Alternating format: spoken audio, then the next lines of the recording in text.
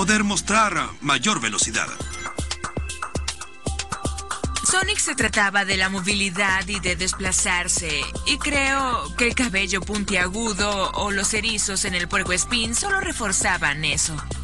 Sega buscaba presentar un personaje irreverente más unido a esa sensación de travesura de los chicos adolescentes. Sonic era el personaje perfecto.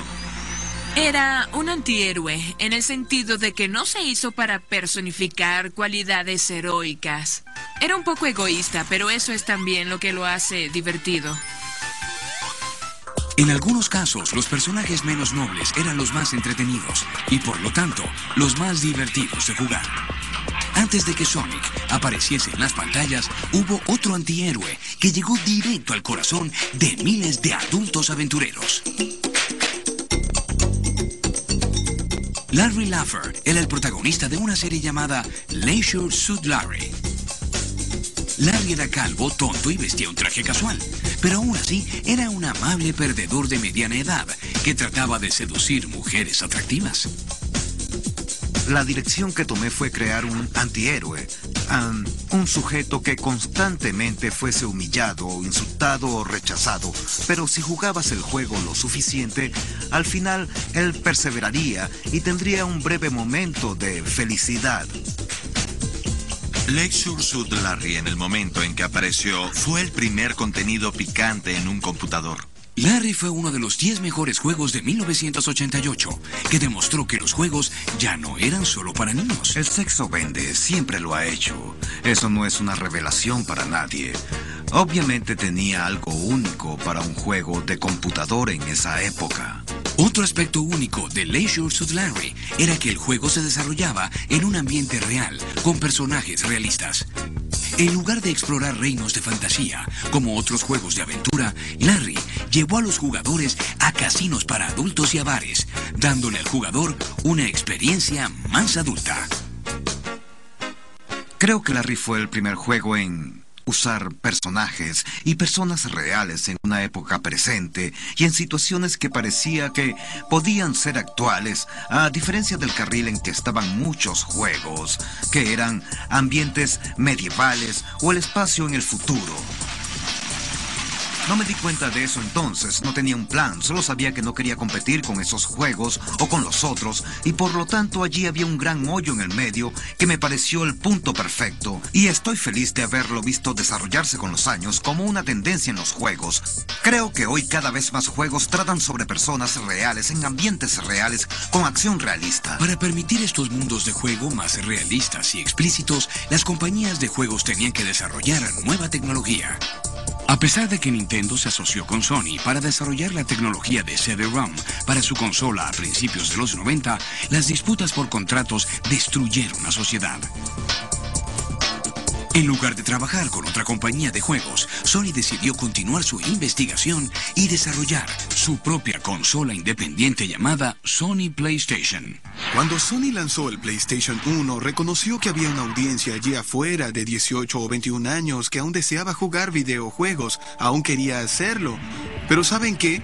Lo que hacía Nintendo, lo que hacía Sega, aún se sentía un poco infantil para ellos.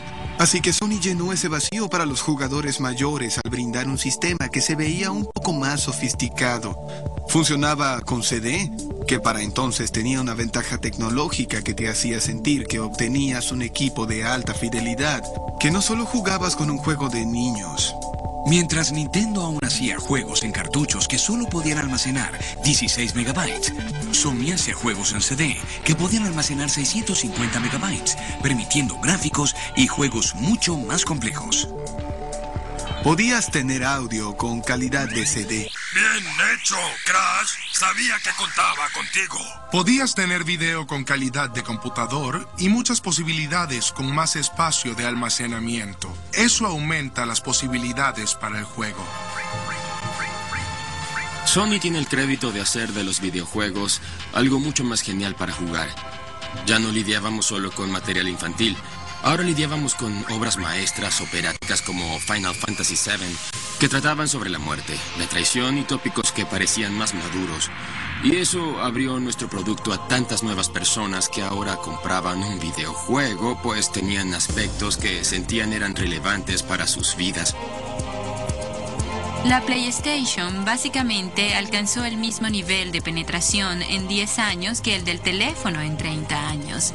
Simplemente era una señal de cuán listas estaban las personas para tener algo como eso en sus vidas. También nos llevó a esta época en la que se produce más material de adultos. Desde 1994 hasta 1997, casi 16 millones de unidades de PlayStation encontraron su lugar junto a los estéreos y videocaseteras del mundo. La PlayStation apareció en un momento en que las consolas se mudaron a un mundo en 3 dimensiones. Para los juegos Tomb Raider y Lara Croft y esos complejos ambientes que podías explorar, ese fue un sello de la PlayStation que para la época asombró a las personas. Otro juego de PlayStation que asombró a las personas fue Grand Theft Auto 3, donde el héroe ya no salvaba a la princesa, sino que se salvaba a sí mismo, incluso si eso significaba violar la ley.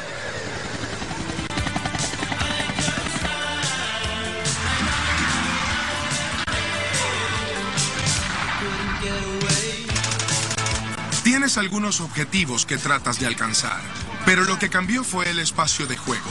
Así que ponen otra capa de ficción encima. En lugar de ser un plomero algo obeso como Mario o una nave sin rostro en Asteroids, eres Carl Johnson, un mafioso que acaba de salir de prisión y está tratando de reconstruir su vida. Para la audiencia actual, posterior a la generación X, a Oliver North, a la Guerra del Golfo, es algo con lo que pueden relacionarse más que con otras visiones heroicas tradicionales de generaciones pasadas. Teníamos un consumidor muy versado en tecnología que hacía varias tareas. Deseaba interacción, experiencias personalizadas. No deseaba que le dijesen qué ver, qué escuchar. Lo que querían eran sus propios términos, y eso es lo que brindan los juegos. En los juegos de Grand Theft Auto, los jugadores escogen ser el criminal, igual que en la vida real. Grand Theft Auto es un juego que permite a los jugadores tomar decisiones, y diría que no siempre son las decisiones que quisiéramos. Misty necesita que la busquen, así que toma un auto y recógela en la clínica. Luego la traes aquí. Puedes hacer algo que está mal y aún así obtener alguna recompensa en el juego por hacerlo. Del mismo modo que en la vida real, alguien puede robar tu casa, lo que claramente está mal, y aún así obtener dinero de los bienes que robó. Esa es la vida real, y ahora hay algunos juegos que están presentando esos mismos dilemas a las personas. Y es interesante cuando ven eso y digan, cielos, es horrible que te permitan tomar las mismas decisiones que en la vida real. Eres liberado en este mundo del juego y puedes probar los autos. Puedes probar cómo se sienten y luego piensas, ¿qué tal si lo lanzo del puente? Y el auto estalla. Intentas todas esas cosas geniales que no podrías hacer en la vida real y que con suerte no harás. Cuando fue lanzada la PlayStation 2, la tercera edición de la serie Grand Theft Auto, inesperadamente surgió como el gran éxito de 2001. Saltar por monedas era viejo. Saltar sobre transeúntes era lo nuevo. Grand Theft Auto 3 y sus secuelas impulsaron este movimiento de juegos que se volvían más como Hollywood. Son juegos que hablan sobre la vida del crimen, como se ve en tantas películas o programas como Los Sopranos, y tenía tan increíble reparto de estrellas que Rockstar, el fabricante, ni siquiera se emocionó, ni siquiera quisieron aprovecharlo, solo querían tener personas como Samuel L. Jackson. Tomaré eso, Hernández. Oye, es mi papel, amigo. Es dinero. Es dinero de drogas. Y todos esos grandes nombres